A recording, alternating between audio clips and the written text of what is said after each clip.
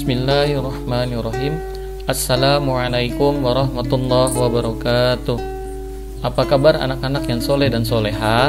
Semoga semua sehat walafiat dan kita semua dalam lindungan Allah Subhanahu wa taala. Amin ya rabbal alamin. Baiklah anak-anak yang ada di rumah, sebelum kita belajar, terlebih dahulu kita berdoa kepada Allah Subhanahu wa taala agar diberi kemudahan dalam belajar serta mendapatkan ilmu yang bermanfaat di dunia maupun di akhirat. Marilah kita membaca doa belajar. Bismillahirrahmanirrahim. Raditu billahi rabba wa bil islami dina wa bi Muhammadin nabiyya wa rasula. Rabbi zidni ilma warzuqni fahma. Amin.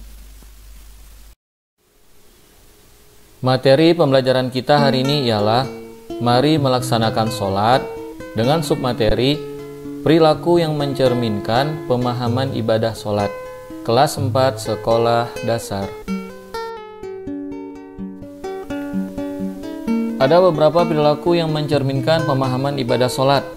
Yang pertama, kebajikan terhadap sesama. A. Melatih kekompakan. Sholat fardu lebih baik dikerjakan secara berjamaah karena lebih utama dan pahalanya lebih banyak. Pada saat sholat berjamaah akan terlihat kompak. Kekompakan sholat dapat dijadikan teladan, misalnya kekompakan kerja bakti membersihkan sekolah. B. Mematuhi perintah ketua kelompok. Dalam sholat berjamaah, imam selalu diikuti oleh makmumnya. Takbir, ruku, sujud, tasyahud, dan gerakan imam lainnya selalu dipatuhi makmumnya. Sepanjang sholat, imam benar maka harus diikuti makmumnya. Makmum tidak boleh mendahului gerakan imam. Pelaksanaan sholat berjamaah dapat dijadikan teladan. Imam sholat sama dengan ketua kelompok. Perilaku ketua kelompok harus benar dan baik agar dapat diikuti oleh anggotanya. Anggota kelompok harus patuh kepada ketuanya. C. Tidak marah bila dinasehati. Imam sholat harus mau diberitahu kesalahannya. Makmum sholat juga harus mau dan berani memberitahu kesalahan imamnya. Ketika gerakan imam salah, makmum berucap Subhanallah. Ketika bacaan imam salah atau lupa, makmum harus membetulkannya. Semua tindakan imam dan makmum tersebut hanya untuk kebenaran dan diikhlaskan karena Allah semata. Begitu pula ketika bekerja atau bermain bersama, kita tidak boleh gampang marah dan harus saling menasehati. Semua itu dilakukan untuk kebenaran dan karena Allah semata. D. Suka mengirimkan salam dan mendoakan teman. Setiap sholat selalu diakhiri dengan ucapan salam. Salam adalah ucapan untuk keselamatan, kerahmatan, dan keberkahan bagi orang lain. Dengan demikian, sholat mengajarkan kita untuk saling memberikan salam sesama teman. Apalagi, salam juga bisa bermanfaat untuk mendoakan teman. Dengan saling memberikan salam atau mendoakan, kamu akan bertambah akrab dengan teman-teman. E. Menepati janji. Orang yang terbiasa sholat di awal waktu akan pandai mengatur waktu. Ia tidak suka menunda-nunda waktu sholatnya. Sepertinya ia sudah punya janji kepada Allah untuk menjumpainya pada awal waktu sholat. Dengan demikian, orang yang terbiasa sholat tepat waktu akan selalu menepati janji kepada sesama. F. Memupuk rasa solidaritas. Sholat diwajibkan bagi setiap muslim tanpa adanya pembedaan kaya, miskin, laki-laki, wanita, pejabat, rakyat jelata, pintar, bodoh, mukim, sapar, sehat, atau yang sakit sekalipun. Bahkan, tidak ada pembedaan atau saf-saf sholat di dalam masjid. Bagi yang datang duluan, boleh menempati saf-saf terdepan. Ajaran sholat yang demikian itu dapat memupuk rasa solidaritas. Semua jamaah menyatu dalam perasaan atau hati dan pikiran yang sama. Mereka saling bertemu dan menyapa. Akhirnya, mereka dapat saling membantu dalam kebaikan. Sekarang yang kedua, menghindari perilaku tercela. Yang A, suka mengungkit-ungkit pemberian. Nah, sholat yang khusyuk senantiasa mengajarkan keikhlasan, yaitu semua amal hanya untuk Allah. Apabila niat sudah ikhlas, maka tidak peduli dengan penilaian orang lain, tidak mengharapkan pujian atau imbalan, tidak bersedih karena dicaci atau berkurang harta, serta tidak menyebut-nyebut sesuatu yang sudah diberikan karena dilakukan dengan ikhlas hanya karena Allah semata. B. Suka meremehkan teman. Sholat mengajarkan kita mengagungkan Allah dan merendahkan diri di hadapannya. Sholat yang khusyuk akan menyadarkan betapa kecilnya diri kita. Segenap pujian, keagungan, dan kemuliaan hanya milik Allah.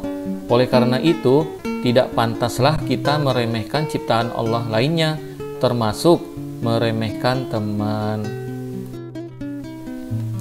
C. Ingin menang sendiri. Siapa yang datang lebih dahulu di masjid, maka ia berhak menempati saf sholat terdepan atau yang ia inginkan. Untuk yang datang kebelakangan, hanya berhak menempati saf sholat yang tersisa. Ia tidak bisa bersikap ingin menang sendiri. Ia tidak boleh menggeser atau meminta jamaah lain pindah ke tempat lain karena akan ditempatinya. Sikap ingin menang sendiri seharusnya dapat dihindari. D. Suka mencuri.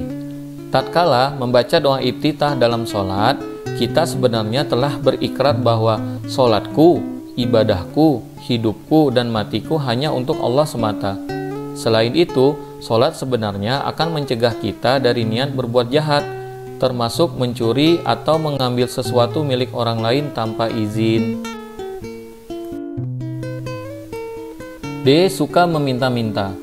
Selama sholat, kita sebenarnya telah banyak meminta kepada Allah, baik meminta ampunan, petunjuk, pertolongan, belas kasih, derajat, rezeki, kesehatan, kesejahteraan, rahmat, dan keberkahannya.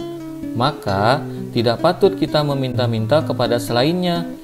Sikap suka meminta-meminta itu tidak terpuji, apalagi sampai mengemis.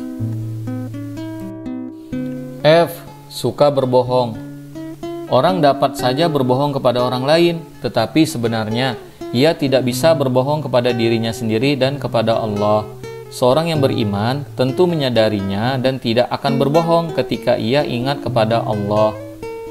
Maka setiap sholat kita selalu diingatkan, ketika akan berbohong, kita akan teringat terhadap pengawasan Allah dan kita akan mengurungkannya.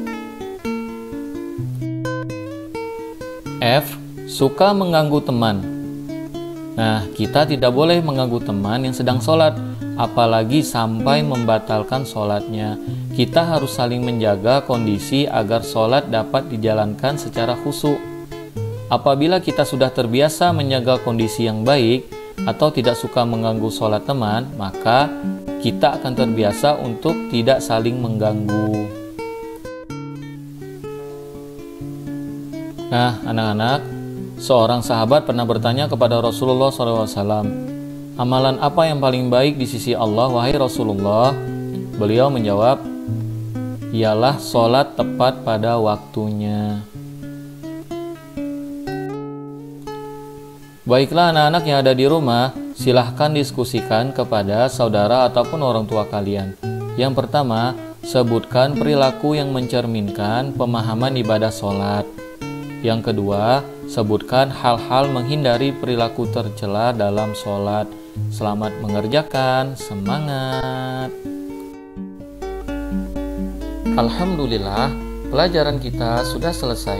Jangan lupa untuk menyaksikan pembelajaran selanjutnya. Sebaik-baiknya bekal adalah semangat. Terima kasih.